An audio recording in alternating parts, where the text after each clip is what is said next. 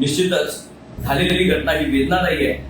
मी police प्रशासनाला सुद्धा विनंती करतो की केसेस त्या लोकांच्यावर ज्या घातलेत त्या भावना विवाद झालेल्या या ठिकाणी समाजाला आपल्यावर तुमच्यावर करायचं आक्रमण त्याला कारण नव्हतं, पण आपल्या घरातला सदस्य कोणतरी ओढून घेऊन जात आहे या भावनेतनं खऱ्या अर्थानं तो मनाचा आक्रोश निर्माण झाला. आपणही समजून घ्या, कुठेही कठोर कारवाई या सगळ्या लोकांच्यावर होऊ नये याची काळजी आपण घ्या, ही मी या ठिकाणी प्रशासनाला त्या ठिकाणी सूचना करणार आहे. आणि या बाबतीत सन्माननीय मुख्यमंत्र्यांनाही आणि सन्माननीय गृहमंत्र्यांनाही मी या ठिकाणी याच्या बाबतीतली माहिती देणार आहे.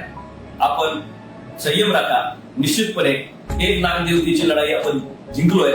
आता दुसरी एक लढाई जी सुरू होते ती आपली असणारी लाडकी महादेवी परत घरात आणण्याची, आणि मला निश्चित खात्री आहे की येणाऱ्या काळामध्ये यालाही आपल्याला यश येईल आणि महादेवी हत्तीला आपल्याला परत आणण्यामध्ये सर्वांना यश येईल.